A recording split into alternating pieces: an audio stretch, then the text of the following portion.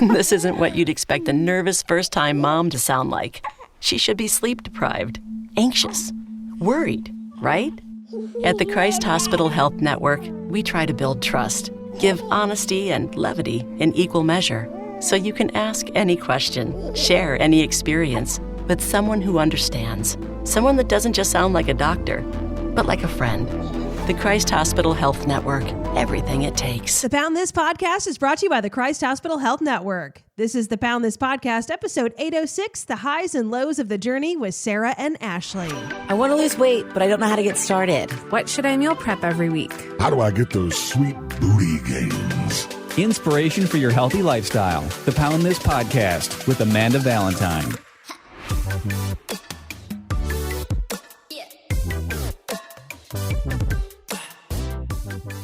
Welcome, friends, to the Pound This Podcast. Before I get into this fantastic conversation with Sarah from Team Fit With Me and Ashley, which, by the way, is an explicit conversation, which doesn't happen too often on this podcast. So I do want to give you a little warning in case you missed the warning. There is some language as a part of this podcast. So there you go. I want to tell you about the We Change Lives Challenge, which is happening right now at Clean Eats. I go to Clean Eats in Newport, Kentucky, here in the Cincinnati area. You can also go to Westchester. There's a store there, or there might be a Clean Eats wherever you are, wherever you're listening to this podcast. And they're doing this challenge, and I will say that I was like so ready to gun for it, and I have sucked so far. So you've got a good chance to beat me. But basically, what the We Change Lives Challenge is just showing how you're just changing your lifestyle. It's not a weight loss challenge. It's not, just this, we completely changed our entire whole lifestyle around. It's about making those small habits, like going and getting your meals, like your meal prep, or going into the cafe, or making healthier choices whenever you go into Clean Eats, and just kind of showing that process, just showing you in your lifestyle, whether you're like, hey, I'm adding in more water, I'm going for a walk, or I'm meditating, or I'm sleeping better, or I'm turning my phone off before bed. And I'm also incorporating these healthy meals into my lifestyle. This is going to run through the month of February and March. And then they choose a winner for each store. And that winner gets 3 months of free food, which is banging.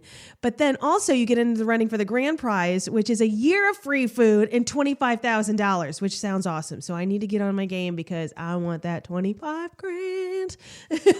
So you can check out all the details of that if you go to cleaneats.com and look at the We Change Lives Challenge. And of course, get some of the food there. It is absolutely delicious. I went and picked up all my meals today at the time of recording this, and I am hyped to eat them all week. They are freaking delicious. I'm always happy when there's a mac and cheese option. But enough about food, about Clean Eats anyway. We're going to talk about food and losing weight and all that stuff with Ashley and Sarah right now. Thank you so much for listening to the Pound This Podcast. I am Amanda Valentine. We have a threesome tonight. My goodness. I have Sarah from Team Fit With Me. Hello. Hey, girl.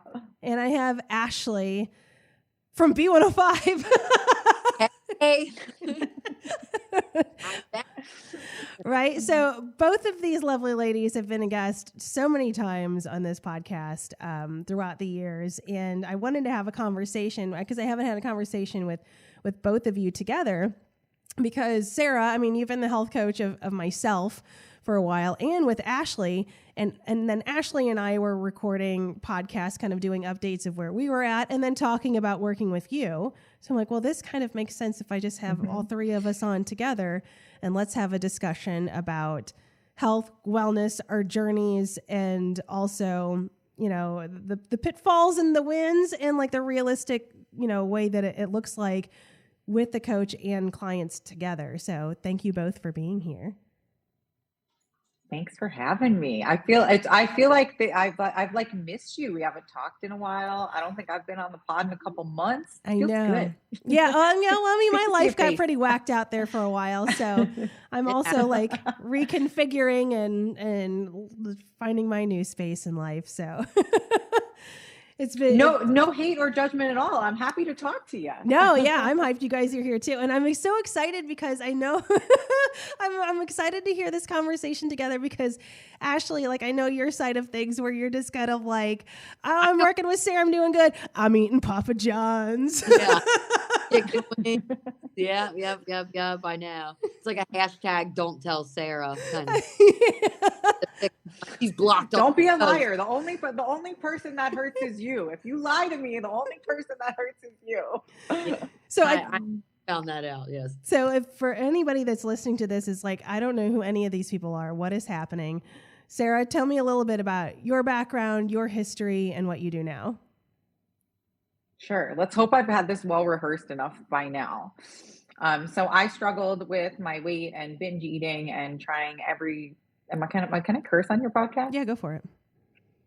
Great. Trying every fucking diet that there is. And finally I tried the ultimate quick fix, allegedly quick, of having weight loss surgery because it was sold to me as being, this is the last thing you'll ever try. It's going to be magical. And I was really disappointed when it wasn't magical. I lost the bulk of my weight. And then I found myself severely under eating, severely over exercising, feeling worse, looking worse, feeling like, well, I guess I just don't get to be one of those lucky people that get to be thin. I was a fan of this very podcast and I was looking for somebody to help me. And I listened to I don't remember, it was a very early on episode where you had Jason Theobald on and I hired him as my nutrition coach. And that was the thing that changed my life. Not all the diets, not the weight loss surgery, finding somebody to educate me and to teach me how to live this lifestyle. And then I just became obsessed with learning everything because I'm a geek. And then I just would tell anybody that would be willing to listen. And then it was like, well, I should probably start charging people. And then it was like, well, I can't work this job and my corporate job. And so I've been full-time coaching for a couple of years now. And it's the best gig ever. And, have a lot of fun. And I've had a lot of fun coaching you guys. I know. Well, how many women do you work with right now? I mean, you have a whole team of people. So, I mean, I know that you coach I know you coach men too, but I'm going to say probably mostly women, right? Mostly women. The men that I coach are usually a wife joins and then husband follows. That makes sense. That's almost all of the men on the team. And it's because we're more complicated. So I'm more interested in that. Guys are easy, but it's fun to have an easy client every once in a while. But I float around that like 120-ish mark. I cap it because I want to make sure that everybody's getting the service that they deserve. And we really are a concierge service, which is something that's unique about our coaching program. And so in order to have that level of service, we can't scale crazy with keeping the quality of the product. Yeah, for sure. I mean, so then Ashley, give me a background of your, health and wellness journey and then up to the point and then currently of working with Sarah. Sure. So was a major party girl. I love food. I love alcohol, and it loved me because it like stuck around and didn't want to go anywhere. So then I'm like, okay, I know thick is in, but I got to do something about this because of my health, right? And I would go through all kinds of diets. I would do, I should only eat like 1,200 calories a day, and then that's gonna just like fall off of me. But really, I'm just going to be miserable, and that's not the right way to go about it. I've probably joined every gym in the tri-state, probably a couple times. And then obviously being friends with you, Amanda, I learned about Sarah, and I was like, oh my gosh, okay, I saw all the progress you were getting. So I'm like, okay, great. I'm going to sign up with Sarah too. Last year, I think maybe the year before. And it started off really, really good, but she wanted to almost kill me because I wasn't eating enough food because in my mind, I was like, okay, to lose weight and to do this, I just got to quit eating so much. And she had to teach me of like, that's actually not the case. So I got to a point where I felt really good about it. I'm like, all right, Sarah, cool. Thank you. Thanks for the education. Thanks for all of this. I'm going to do this on my own. And then I gained most of my weight back probably, and then some. So I'm like, Sarah, I need you again. And I signed back up with Sarah at Halloween of last year. like, okay, I'm going to get back to this. And let me just say, it did not start off pretty for me. I thought my mindset was there. I thought the motivation was there. And it's like every check-in I had, I was like, damn, I'm not losing any weight. Damn, I didn't go do my workout. I'm not getting in my protein. However, I also wasn't relying on that 1,200 calories. So I wasn't reverting back to old ways either. I just wasn't really moving forward. And then January hits and I'm like, it is go time. Like, I'm checking in with her and it's like sad on my own part of like, hey, we got to get this emotion here. So finally, with education and encouragement, I've made some progress in the last month. Boop, boop. Yeah, you and the not eating thing, like me and I'm sorry. I'm dying. Me and you had that issue before you started working with Sarah, because when I was becoming a personal trainer, I needed people to be like my test clients. And then you became like one of my very first clients at the gym that I was working at. And you would come in and just die because you were doing these stupid diet shakes and you were eating like, I don't know, like less than 800 calories a day. And you were coming in there, sometimes doing 2-a-day workouts and going to another workout before you would come see me, where I'm having you do sled pushes and lift heavy weights. And you would gas out. And then I'm like, what's wrong with you? Like, oh, I just drank a shake today and that's it. I'm like, oh my God, I will not train you until you like at least eat a freaking banana or something. You were begging me to eat a banana. And like, so was Sarah. Like, Sarah was literally like, I cannot do my job if you are not going to eat enough food. Yeah. And it's so crazy because, Sarah, I know that you can speak a lot about this. I mean, so many women, I mean, we have it. I hate to like make this like generational and age group thing, but I'd say definitely, at least in my generation or that age, it's just like you got burned into your head. This like, you have to just eat nothing. And so it's like most women just don't even associate. They just think of like, if I want to lose weight, if I have to be fit, or even like I want to be toned, or any of these things that like a lot of, or I don't want to lift weights, I'll be bulky. I just need to be small. All of this stuff comes down to just eating like so little food, and we'll just keep eating less and less and less. And to get so many women, and this was including myself through the process, and same thing with you, Ashley, to just like even understand of like, no, fueling my body and eating. Oh, and eating carbs actually will give me the physique I want is just like mind blowing. Yeah. So I think that there's two major things to consider here. So I think the first thing we need to consider is the approach that we take, right? So you hit the nail on the head. We think it's just so simple. We just have to eat less and move more. That's what we've always been told. So, and then we take the fact that when we decide we're going to do something, we have that magical motivation. So we say, all right, well, when I'm motivated, I'm going to do this really extreme thing, right? And we do the really extreme thing also because we want quote unquote fast results. And I say that in jest because ultimately it doesn't actually get us results, which is the slowest approach of all time. But so you decide that you're going to do this extreme thing and you get a response initially, right? Our bodies are by nature want to maintain homeostasis. That's how we survive. Cavemen, we could survive through feast and famine, but there's that period of adapting to the feast and the famine. So we go into what we're going to call famine stage. Initially, we see the scale going down. We're like, hell yeah, this is the bomb. What we don't realize is that our body's going to adapt to that famine. Well, okay, now what's your option? You've adapted before you look and feel the way that you want to be. And so now you say, well, now I have to eat less. Well, now you eat less. Okay, well, you probably can't stick to that because you're already eating pretty much nothing. Now your metabolism's taken that hit. Your hormones have taken a hit. You can't have any freedom or flexibility in your diet. You eat 10 calories more and it sticks to you like glue. And now you're stuck in this hole. So then you say, well, fuck, this diet doesn't work. This isn't working. And so then you quit. And so then we end up on this merry-go-round, right? Until we find the next extreme thing. And so we always keep going for these fast things because we're all impatient. And that's normal. Me too. But the truth is that if you take the time to do it right, it's actually the faster way. And you only have to do it once. And then you get to go live your life. But this impatience is a real thing. And that's a very valid thing. I think that the other problem, not the other problem, but the other thing I see very often is our expectations of things. And I think that this health and fitness thing is so interesting because when we want to learn any other new skill, we have the expectation that we're going to suck and that we're going to have to practice a lot. If somebody came to me to learn how to play golf and I was a golf pro, you would know that you couldn't even go play golf. You'd be at the driving range for like a long, long time. And you would swing the club wrong a bunch of times. Then your golf coach would say, you're going to change this in your form so that you can start swinging it right. It's going to feel really uncomfortable swinging it right even for a while. And then all of a sudden, after lots of practice, lots of repetition, lots of time, now all of a sudden you can golf. And now it becomes second nature. But when it comes to this health and fitness thing, we say, I'm going to do this thing, and you just expect to have the skill.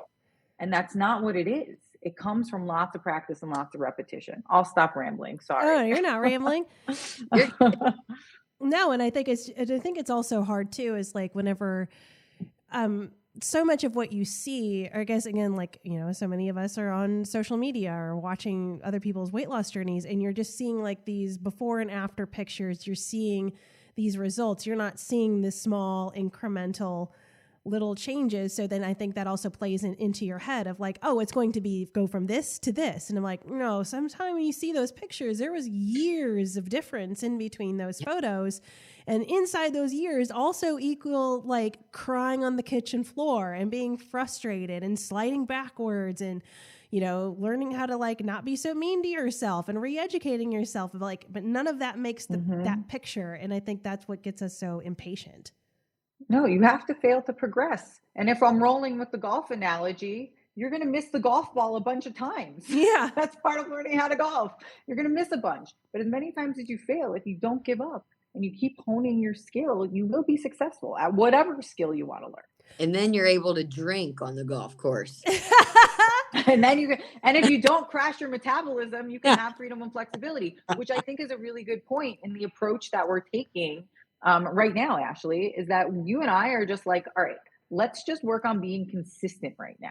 And with that consistency, have a little freedom and flex so that you're not feeling so deprived. And as a byproduct, I mean, girl, you look good at check-in this week. Thank you. I've been getting positive feedback from Sarah. It always feels good because, you know, you don't, it's hard. Okay. I'll tell you, when you don't do well and you know it, and to still submit a check-in, I think that takes some courage, because you're like, okay, I'm still showing up, even though I know it's not going to be perfect. But then like a couple weeks ago, I went to Buffalo, the capital of the chicken wing, which is my favorite food. And the drinks were flowing. It was the Bengals game. It was nuts. And I really made an effort, you know, taking a salad to a tailgate. Hey, some people might be like, what the hell are you doing? But I'm like, you're drinking shots out of a bowling ball. What are you doing? Right. And just like, I don't know, gearing myself up for success, to come to that check-in and be like, okay, I fucking did this. And here's the result. And it was good. And it's been good since. Mm-hmm. Well, and I think you guys could both probably speak on this from sending me your nudes quite often. That even though the A+ report card check-ins are awesome, we love those check-ins. Yeah. But the check-ins that are not the A+ report cards are to be expected, and that's not a time for me to beat you up. And really, it's not a time for you to beat you up either. But if you don't check in, then it's essentially like going on a shopping spree and overspending, and you don't want to look at your credit card statement.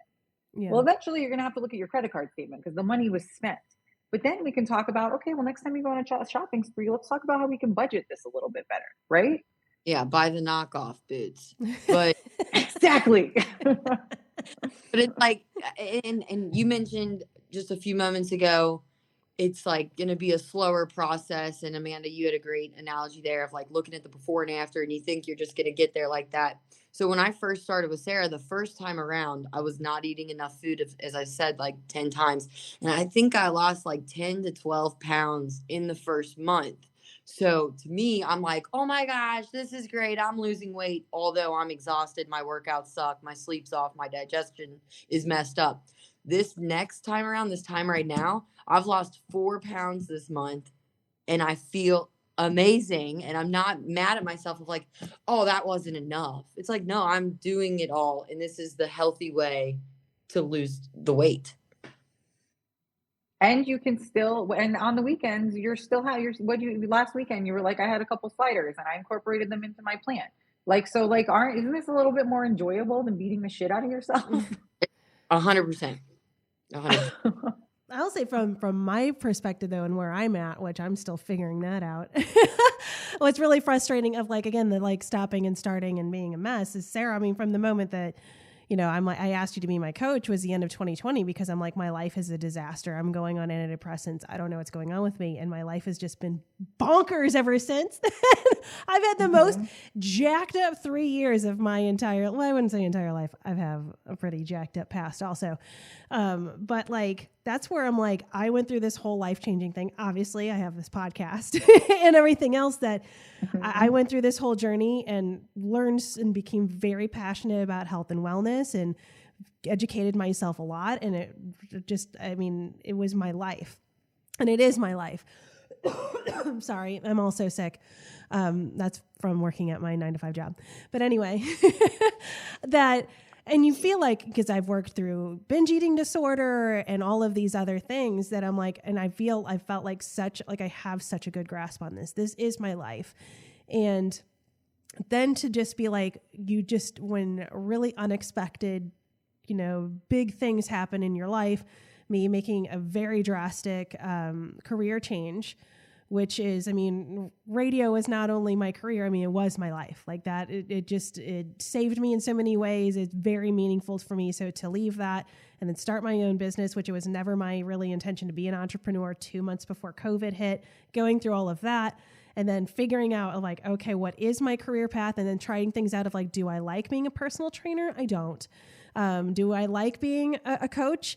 Not really. But like trying those things and then failing and then going through that and then also going through a divorce of somebody who I was with for 18 years through my entire, you know, wellness and yo-yo dieting and all of this stuff. And, and even having the thought process through that of like, here's this human that loved me no matter what size I was. And now this part of my life is ending. And like, that is just like one of those things where it's like, obviously I have not gained all of my weight back. I have not been at any sort of like beginning point, but it's like, even with as much as it's passionate and it's become my life and how much I'm educated on things, how much you can still just get the shit beat out of you in the storm and still kind of like lose your way. And it's freaking hard. I'm sorry, I'm coughing, not crying. Hey, it's not supposed to. Listen, He's dying. if it was easy, everybody would be fit and thin, and everybody would be a fucking millionaire too. Yeah. And that's just the truth. It's not easy. But I think that you had a really good point there. So you've been through such a transformation. I mean, you lost a massive amount of weight, right? Mm-hmm. But I also think that, you know, the losing weight part is hard. There's no doubt about that. But we know that the keeping the weight off is the hardest part. And I think a big piece of that puzzle is figuring out that balance word. And for me, I thought that balance word was total bullshit by some like skinny bitch Instagram influencer who's like, you know, who like eats ramen every night and wears her size 0 jeans, right? So I'm like, this is not a real thing. But what I found is that, and so I decided that my life probably wouldn't have balance. But I'll tell you, I have found balance, but it's only really come for me that like at the end of my transformation in the past couple of years here. And it's when I stopped trying to change my body. And as a result, I've actually turned out having the best physique I've ever had. But it's because I took that pressure off and I just focused on like, well, I'm going to do these things. But when you're trying, again, back to how our bodies work, when we're trying to maintain homeostasis, we try to stay the same. So when we want to change our bodies, we need to be a little bit stricter, right? But when you're trying to maintain, you do have a little bit more freedom and flexibility, but it's hard to figure out what that kind of means because it looks a little bit different for everybody. Does that make sense? Yeah. Well, and it's hard to like find in you know, at least from my perspective, it's really hard to find balance when like your whole life is just like you've lost all the balance in life. You know what I mean? Where it's just kind of like everything is like you're walking in quicksand. So it's just kind of like one of those things where it almost feels like survival, where it is super important to work on your health and all of that. But then like where I've been struggling is like, that's obviously really important to me, but also at the same time of like, there's other things that I've had to been like holding on to for survival, where I'm like, that as important that is to me, that like, that is not how I can survive in this moment. And it's important, but it's not number one right now, which sucks because you need to put yourself number one. I don't know. It's a hard thing to like, to even explain or go through, but it's really sucks and it's mind melting. Cause I mean, I'm sure, cause everybody goes through different instances. There's deaths in their family. They lose their job. There's all sorts of like insane circumstances of like where your life gets completely uprooted and tossed around. And then I know that I've always done the best in my health and wellness. And I didn't maintain my weight loss for like almost a decade it's just like when everything, you kind of have like a grasp on everything, when you kind of like, when I've felt like in my best moments and like where other things are kind of firing on, like, you know, can be like running themselves is when I've just like excelled and just killed. So that's where I'm like, I feel like, I'm sorry for everybody listening to this, to listen to me cough so hard, that,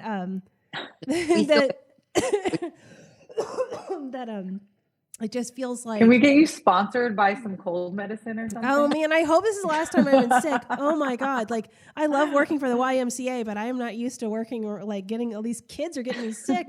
But anyway, I don't know. It's just, like... And I don't even really have a well-formed thought on this. I'm obviously just kind of saying this out there. It's just like a conversation with you guys as my friends. It's just kind of like... And I'm sure, Sarah, you've dealt with this with your other clients of, like, trying to really...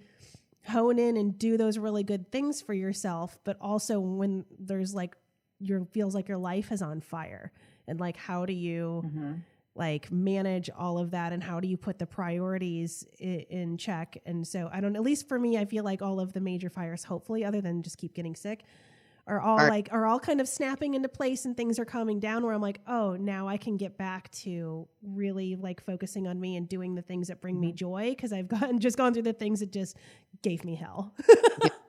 I can do, Amanda, on like, you know, if your job changes up or your routine, or there's, I don't know, something terrible is happening to you, it's easy to fall out. But like for the past, I don't know, couple weeks, I guess, as I'm just really getting into this, I love the fact that I'm planning workouts and meals, and I feel like if my whole world is on fire and I've had a bad day, or my husband's being a dick or whatever, I can control this piece. Yeah. This is the one part of my life that I'm like, do I have my meals?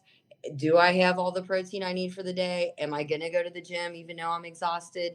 So I can totally relate to that, but I've been trying to shift my mindset of like, actually, this is the part I can control. Everything else, I just got to kind of coast with. No, I totally know what you mean. And that it's so funny because that has been so much of my mindset in the past. Like when I worked at the same place that you worked at, I would make my workouts and everything priority number one, of like, I will turn down doing live broadcast and getting paid. I'm like, I'm turning down money. No, my health is number one. I scheduled this. I'm not breaking my schedule for this. And I was just adamant about it for years. And then when it's like, everything kind of got flipped upside down for me, like somehow that's has gotten like lost in the shuffle, or I'll have a grasp on it and be really good with it for a while.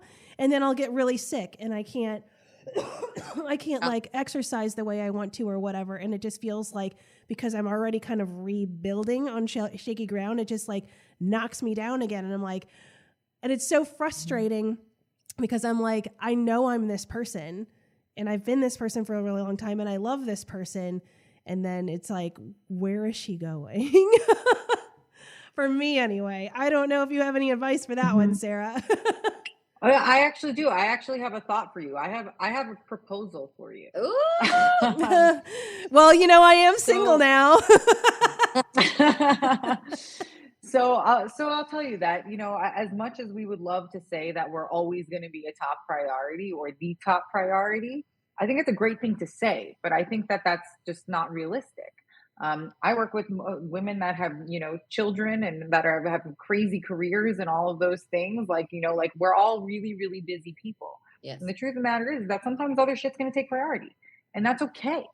I think we still need to put ourselves somewhere on the list. Yeah.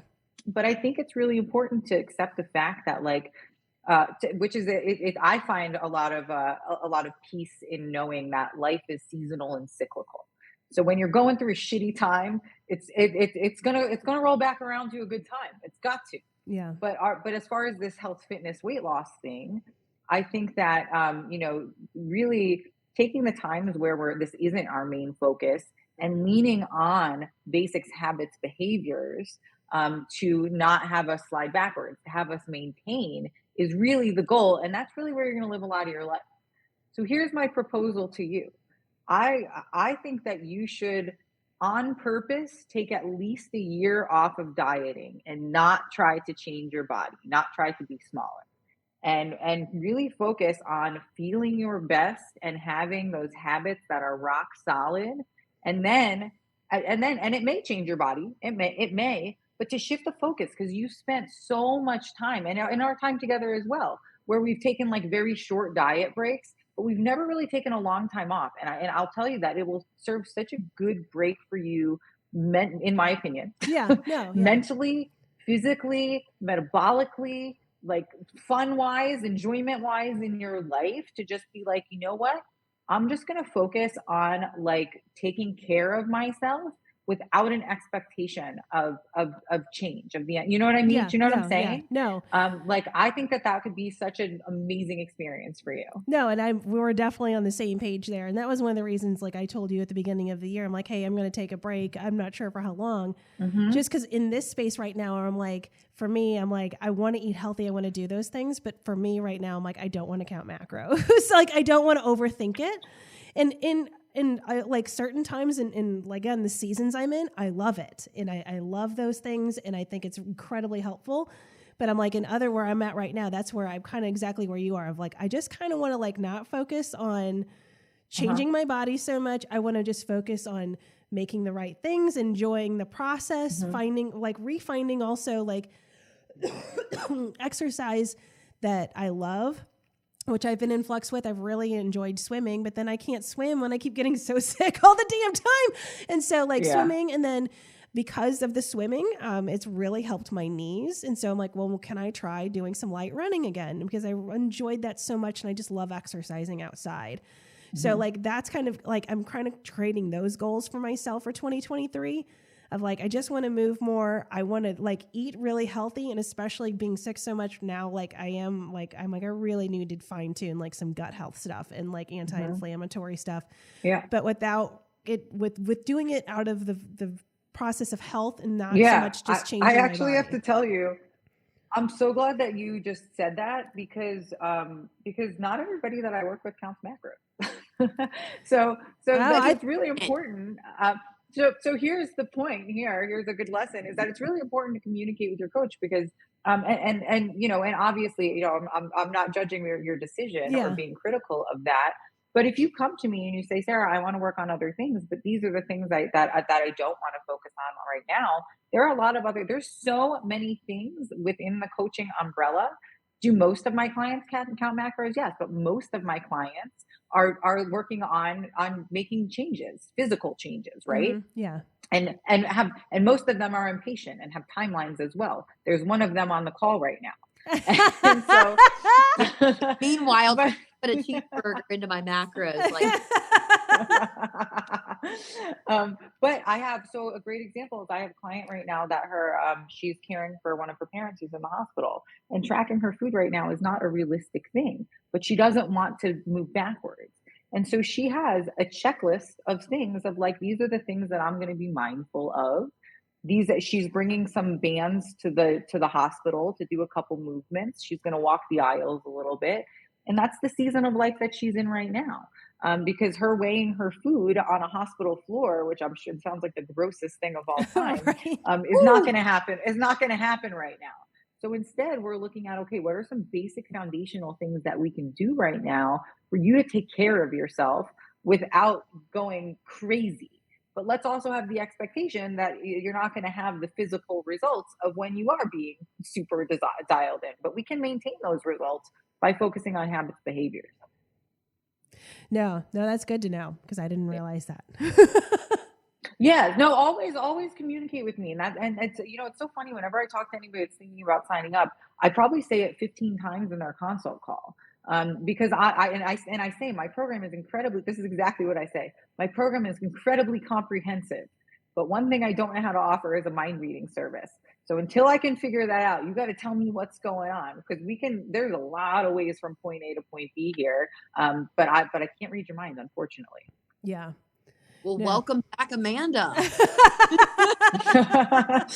I'll see you on Sunday in your undies. No, and I mean that. I think that is like that. I mean, I think that what your advice is awesome advice, and to kind of like chill from being worried about being in a or like a physique body. I don't even say especially smaller, because I feel like I've felt my best not in my smallest size. The size that I felt my best was where I was last summer and working with you, and the work that we did last summer. I felt fucking good. Like I felt really confident. I felt really strong. I felt like good and like sexy in my body. And that was technically not my smallest size on the scale. And so I'm like, that's where I want to be. And then that's where I'm like, I feel like this, okay, you just got to take your time and not worry about that. And don't be so focused on it. And I'll be really good in that headspace until like somebody will take a picture of me and I'll see it and I'll be like, no, that ain't her. Who's that? That's not me. Is that what I look like right now? No. Oh my God. I need somebody give me rice cakes. So it's like, I think it's so hard to get out of that headspace, because that's where my head has been my entire life, is like, look at you. Yeah. That's not good enough. That's gross. Says me. You got to look different than that. And that's so hard to change 40 years of having that kind of self-talk to seeing a photo of myself and it not being the quote unquote ideal or where I want it to be, and not going into this tailspin of like Ashley said, now I got to eat 1,200 calories and change it. Like that's hard to work yourself out of. Oh, hell yeah, it is. Hell yeah. But that's where I'm like, I started this journey that I'm on now, that I started as a New Year's resolution in 2012, based in health, not based in weight loss. Like weight loss was a part of it. Like that was part of a New Year's resolution, was I wanted to lose weight, but it was kind of more the thought process of like, that's a byproduct of me making the best decision possible. I just want to feel good. I just don't want to hate my life. I want to live the life that this doesn't feel like me. And I want to live more like my life. It just sucks, because I feel like in the past, I mean, maybe year, it's been a rough year, of like, this doesn't feel like me again. Like not as bad as it was then when I was like super binge eating every night.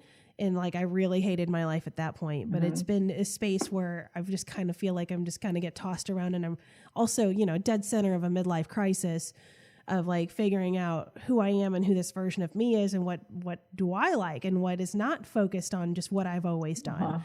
And so I just feel like that's been just such an interesting element where I'm like, I started this whole thing, like this podcast wouldn't exist, any of this wouldn't exist if it didn't start with, I just want to feel better about myself.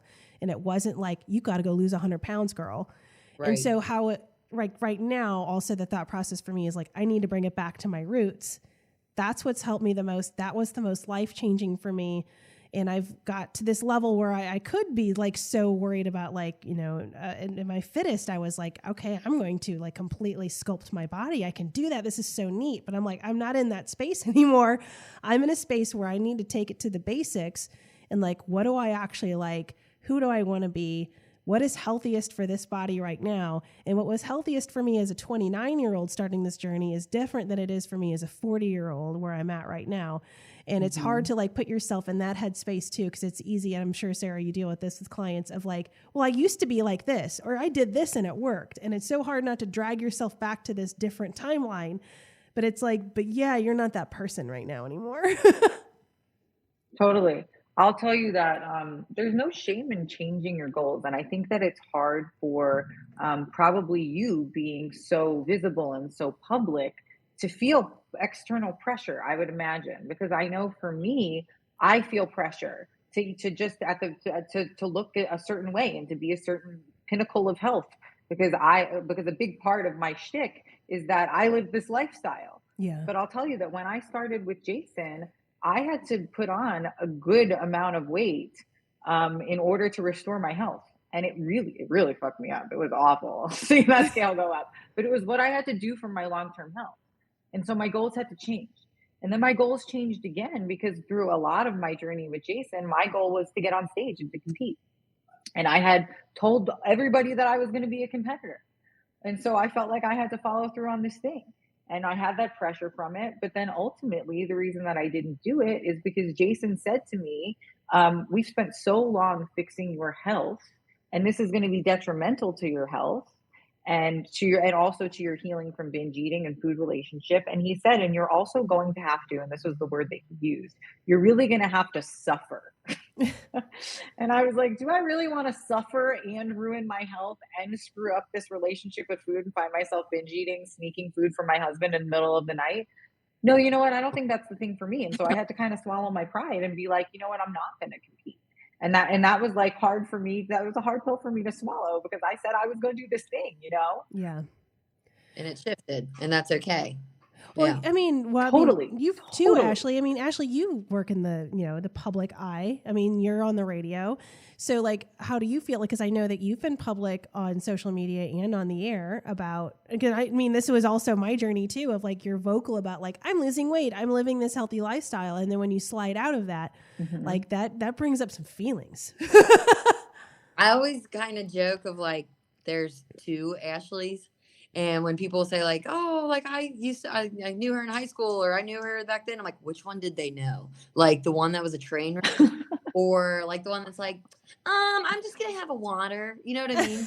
But I think being open and being public like we are all doing is obviously takes some vulnerability and adds pressure to it. But I mean, we all know that we have been helping people along the way, like just even like small things of like a dry January challenge or whatever. It's not even like weight loss focused and I not drink alcohol and maybe I'll feel better. And just trying to bring as many people with you to better their health. I think everyone here using their microphone to improve not only your life, but somebody else's is the big picture for me. And when you're failing, it's a part of it.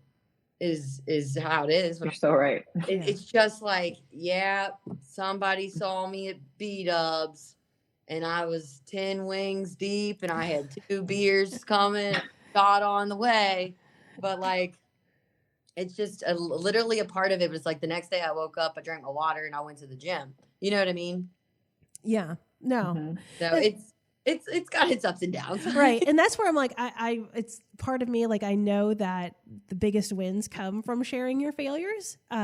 Because I know that's what I appreciate the most about people is when people don't act like life is all perfect and they share like the struggles and like, it makes me feel like normal. So I appreciate that. But then as myself, it's so hard sometimes. Like, I think what really, really screwed me up other than a global pandemic in 2020 was going from like, this is my passion, this is my lifestyle, into like, now this is my business. Like it was, and even like the therapist I had at the time, she's like, you made the most awful decision to create a business. Like, because it wasn't a space for you, like for you anymore. Like it wasn't mine anymore. Like it wasn't it wasn't mine. It wasn't this thing. I mean, for me, it was like, this is a part of me, but it's not all of me. And now it was everything. And it was how I paid my bills.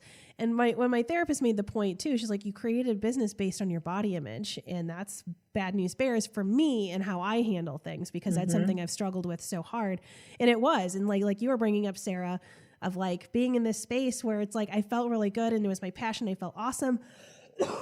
And then once it like just that click in my head of like, this is a business now and this is how I have to pay my bills.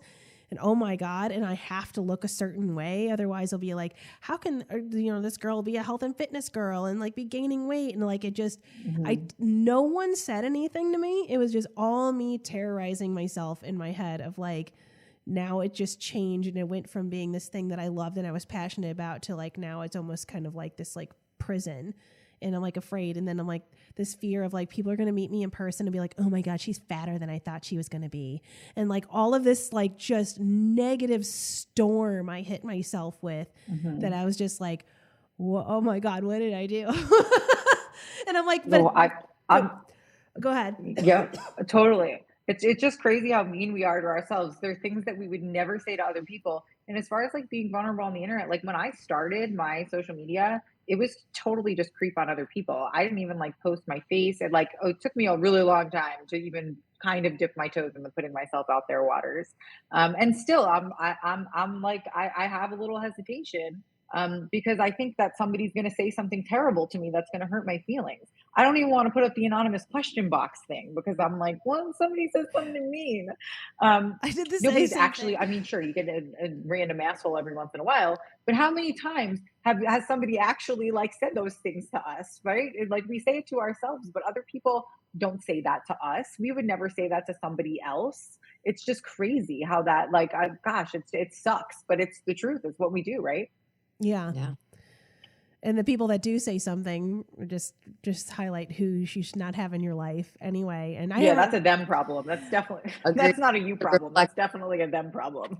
Well, and that's something that I haven't really faced as much. Not that I want to jinx myself from doing this podcast or social media and stuff. It's more of a thing I got in radio, actually.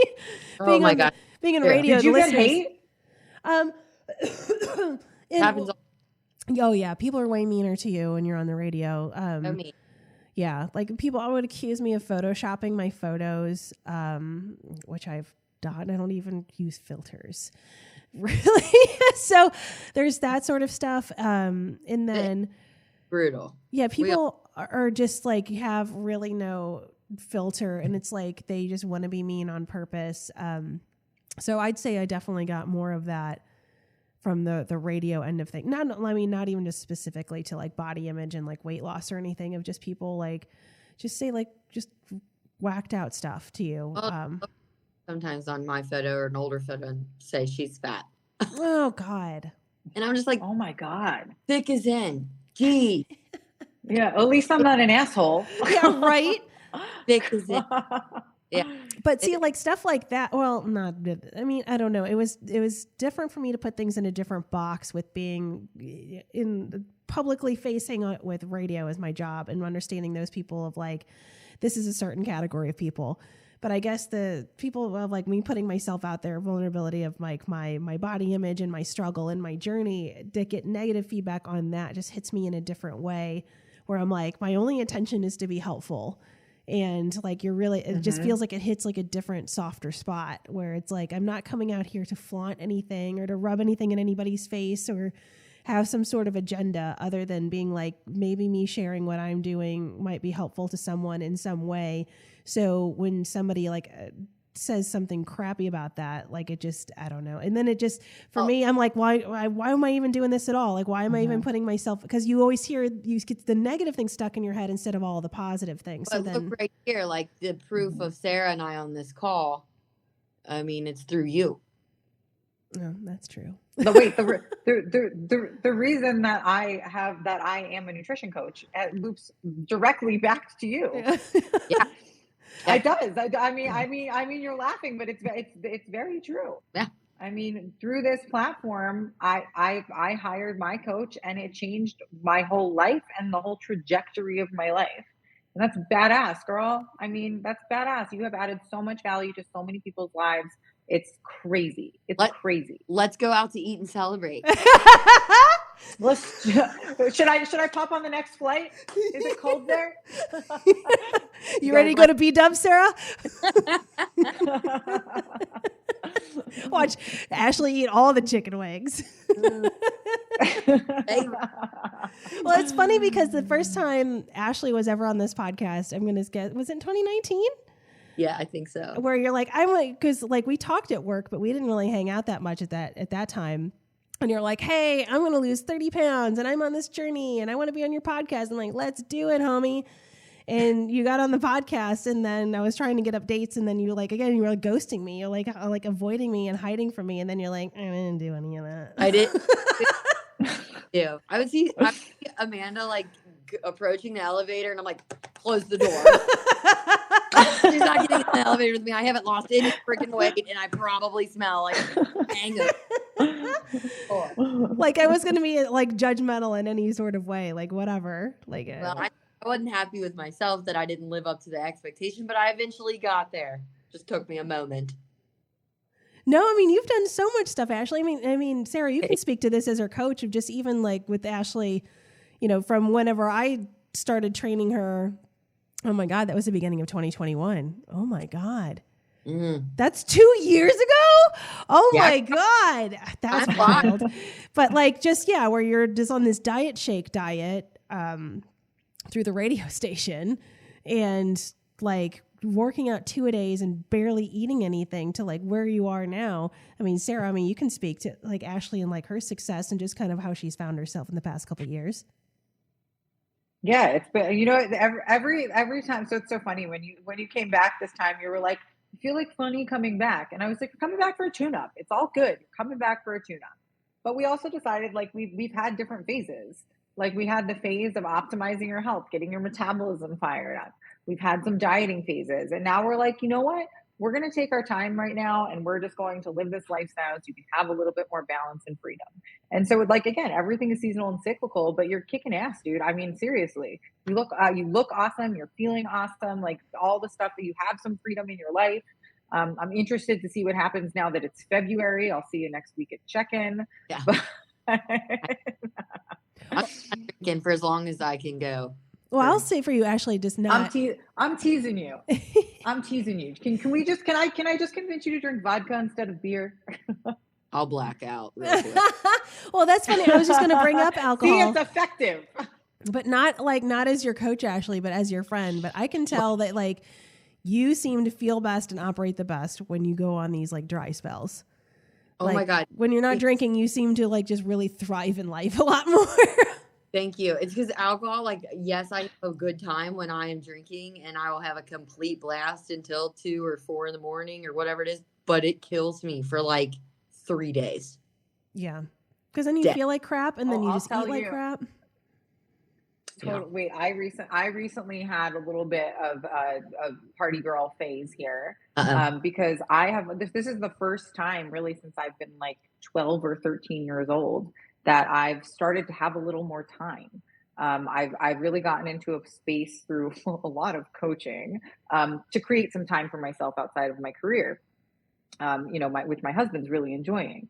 And so I've been able to have time to kind of dick around a little bit. And so I can be a little bit more hungover. And I realized a couple weeks ago that I was it's not fun to be hungover every week. But I've had a couple of months that I've been well, I have the time to do it. And I've got the flexibility in my diet, my health to do it. And I've definitely been engaging too much. And so I had to reel it in. So even now, I still have to reel it in sometimes. Yeah. And that's okay. But, but having free time is not something I've ever had. And you can use it for good, or you can use it for evil. And I've been, leaning in the wrong direction a little bit.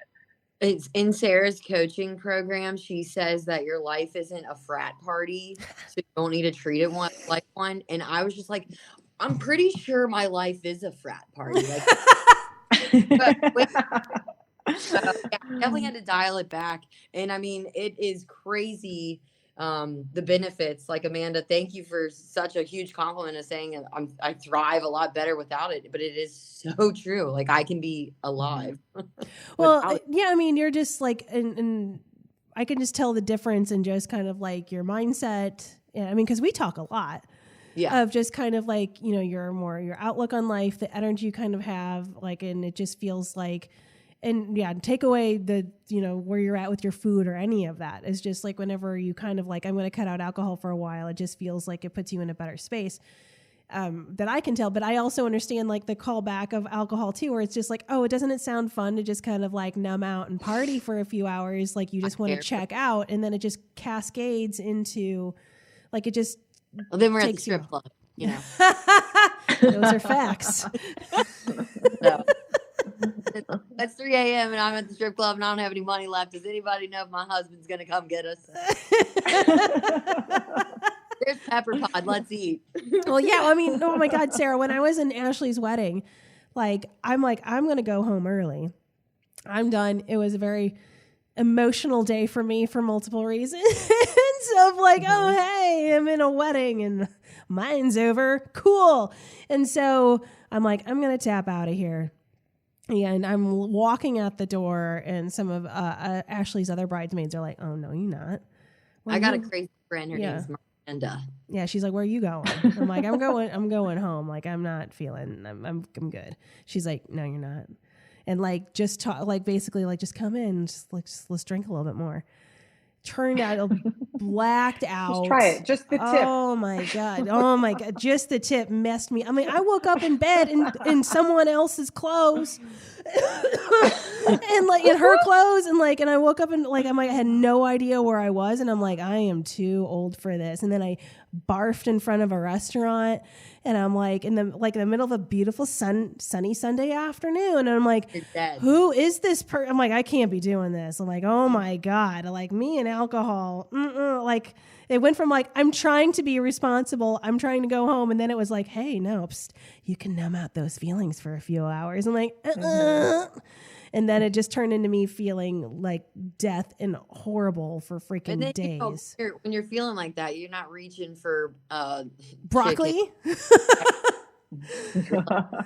grease. Oh man, yeah. So I don't know. Alcohol is always it puts on the pounds. Let's be honest. You look bloated. You look swollen. I look back at some of my pictures and I'm like, my face. Whoa. Yeah, and I'm not to dog on alcohol. Like, I'm not saying anybody shouldn't drink it, and I'm not saying I'm not going to drink it again. But I also just realize in the space that I'm at now, the alcohol use is just does not do me any favors, especially with I used to never get hungover in my 20s, which is also very dangerous. Right. But now I'm like, well, I think there's a time and a place for everything, and there's a quantity and a quality balance when it comes to food, when it comes to toxins, booze, when it comes to all of those things, right? And so it's all about finding those checks and balances. And sometimes we have to push it to the limit to be like, oh wait, hold on, I really don't like that. It's just a little reminder. Yeah, and that's where I'm at right now of not making it all or nothing. And this is kind of where I was at the beginning of with fast food, where I was at the beginning of my journey of I'm never going to say I'm never going to eat fast food again. I'm I'm just not in a space to have a healthy relationship with fast food right now. So we're going to take a pause on that until I'm able to have a healthy relationship with it, which is how I feel about alcohol right now. I'm not saying never. I enjoy having drinks, but right now I don't feel like it does me any favors. It kind of just gives me more problems than it does to help me. So we're going to take a pause until I'm in a healthy space where I can have a couple drinks and be cool and not be I get a couple drinks in and I'm let's go blackout. Yeah. Well, sometimes it's like that. It's like that mentality of not opening Pandora's box to break a habit. And with food, with alcohol, I'll tell you the dumbest thing. I go through that phase with nuts and nut butter. I'll start grabbing a couple cashews throughout the day, but same kind of thing. And then it's I just got to get it out of the house. So I stop eating cashews, and then I don't think about the cashews, and now I can have cashews in my house. Dumb little things like that. You're just I just got to break the cycle. I need to just close that Pandora's box, not open it for a minute, get my habits right. And then I'll peek in there. No. Yeah. I agree 100%. I think it's just, I think to say never goes into a binge. To be this has got to be gone. I'm not allowed to have this equals binge, but being you know what? We're going to develop a healthy boundary with this and I can have it whenever I want to, but I'm just choosing not right now. I don't know. It's just that whole mindset completely changes your relationship. Yeah. Don't think about that pink elephant. Is that how you're doing this, Ashley? Is that how you're thinking about alcohol right now? Or are you just been dreaming about slamming White Claws? Me cracks a beer right now. That'd be awesome if you did that. Oh my God. 1 second, ladies. I don't even know what I would do. Ultra, it's good for me. I haven't really been thinking about it because I was very determined with my dry January. So that's been keeping me going. And then February 1st, you mentioned I'm on B105 on the Big Dave show. Big Dave at 6 a.m. was do you want to chug a beer on the radio? I'm kind of. A part of me kind of does. But you got to bring the whole 6-pack because I'll just stop at 1, buddy. But no, I'm still in a very good mindset of I'll have a drink when I want one. But right now I got a lot going on. I got a lot on my plate. I got a lot to achieve. And I know it's just going to mess it up. So with working with Sarah right now, what are your current goals? Yeah, so I've really been trying to shift from okay, I want to weigh 155 pounds or maybe 145. Right now, I'm just trying to make sure my food is planned and that I'm eating enough food and getting my workouts in and my water. Cheers to that. So it's just it sounds really simple, but I've found it, enough easy to fuck up, to be honest with you. So that's really what I'm trying to do, is just get my meals in, get my workouts in, drink my water, do my check-in, deny alcohol everywhere, deny. Well, here's the truth, is that if you really, that you can, like, and building anything, you need to have a solid foundation. And so working on this foundational piece, the foundation alone might get you where you want to go. But if it doesn't, then we'll at least have a solid foundation that if we need to add a level, if we need to add a story, we need to start manipulating variables, we have that consistent baseline so we can reliably start pulling those levers. But you're consistently making progress from focusing on just like those basic things. And these are the basic things that once you reach your goal, even if we got to pull some levers to get there, that this is how you're going to maintain your results, is by working on these basic lifestyle things. Yeah. And it honestly, like, I'm eating enough, like I feel good throughout the day and feel good going to those workouts. Amanda, you mentioned like working out with you in 2021, I'd walk in there and I'd like die because I wasn't eating enough food. But now it's like I'm fueling myself before my workout. So I'm like ready, like physically, like, okay, I can do this. I don't want to just go lay in my bed or whatever. Yeah. That's what I'm working on. Nice. Well, you're crushing it so far in 2023. She is. As you drink from your giant water bottle. This is Tito's. As we're This both Tito's. like, pulling out our Here. I'm actually hammered. For the blip of this. No, so it's just like really, like Sarah said, the consistency piece of laying a foundation and just doing it every day. Like lots of practice, lots of repetition. It's how you learn any skill. Yes. And she knows like I'm not the best at probably food prepping. She'll see like I'm logging all my food and I'm like, all right, Premier protein shakes. And then she's like, look, okay, if you're going to be drinking these shakes, first of all, let's look at what's in this shake. You need to get maybe this plant-based protein. It's going to be better for your body. And I'm like, oh shit, I didn't even realize that, because I'm like, I'm drinking protein. I'm healthy. I'm fine. So switching that up, just little things like that.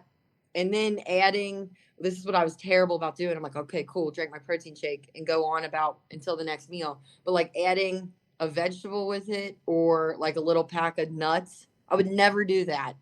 And just by doing it, it's like, I feel more full. And I'm like, why have I been doing this to myself? Just drink a protein shake and go on. Like, that's healthy.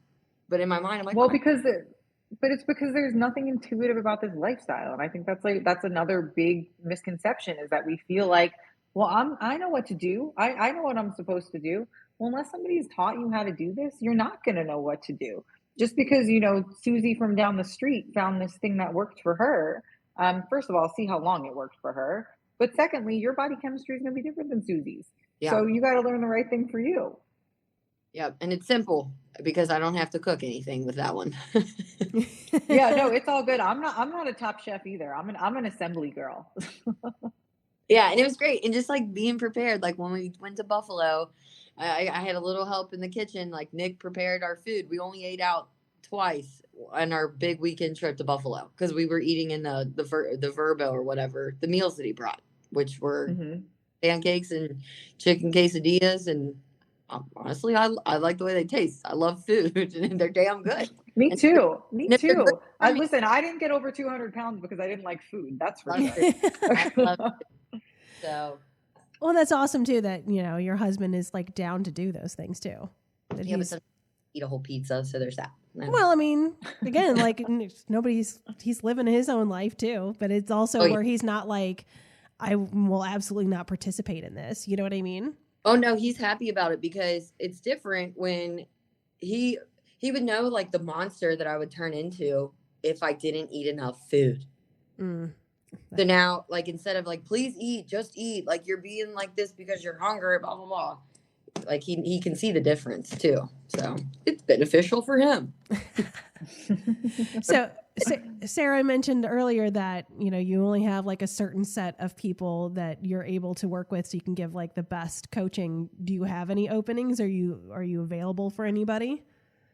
So pretty standard is about a 3 to 4 week wait list. Everything is first come, first serve. During this time of year up until like May, sometimes it gets out to be 5 or 6, but usually about that 3 to 4 week timeline.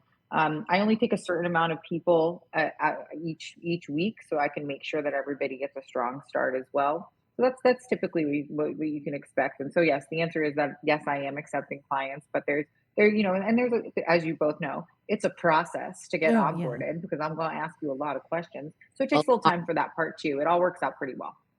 Yeah, and like, I know that if anybody's a regular listener to this podcast, they've heard me talk about you a lot too. And again, like you're working with gut health issues, you're working with hormonal issues. Like you like do so much because you're like so like geeked out and learning about everything that I just feel like anybody that is having any sort of struggles. And now I know that, if you don't even want to count macros, they can even if you don't want to count macros. Well, it's highly individual to what your goals are. When I think that everybody says that their programming is customized, but that just means that they're going to maybe tinker around with macros for you. I mean, customized because I'm a total geek, but it's customized to your goals, to your body, to your stage of life, to your preferences. It's customized from all different angles. So as long as you have a goal and as long as you're willing to put in the work, because this is work, then absolutely, I'm here to help. That's, it does take we are Team Fit with Me. And I mean that because you have a team of experts, but also because we got to team up as client coach as well. And that's how it works best. I'm just trying to get that thigh gap and a big booty. Well, it's already happening. Yeah. Well, and also right now you can save 10% off of month one of all packages and plans when you go to teamfitwithme.com/pound this. And if you're looking for any other additional questions, I mean, anybody can always send me an email, Amanda@AmandaValentineBites.com, or send me a DM on Instagram at You Can Pound This for any sort of like questions. And I'm sure, Ashley, you're open for the same, right? If somebody wanted to have a conversation. 100%. You can find me on Instagram, ashley.on.air. Hey. And then what's your IG, Sarah? Sarah F_fit with me. And know that I am always happy to answer questions. There's no pressure or anything to sign up. I literally have conversations all day long. So if there's anything that anybody needs, I'm happy to chat. Well, thank you guys both so much for joining me. Sorry I was like sick and coughed all over you guys the whole time. Okay. I got alcohol to sterilize. I was going to do some shots. Yeah, maybe that's what I need. I shouldn't have done dry January. If I would have just been mainlining Everclear, I wouldn't have got sick. Yeah, let's see how that would have worked out for you. Well, though, just a way to kick off February. Awesome. Well, thank you, ladies. We'll have to do it again. AmandaValentineBites.com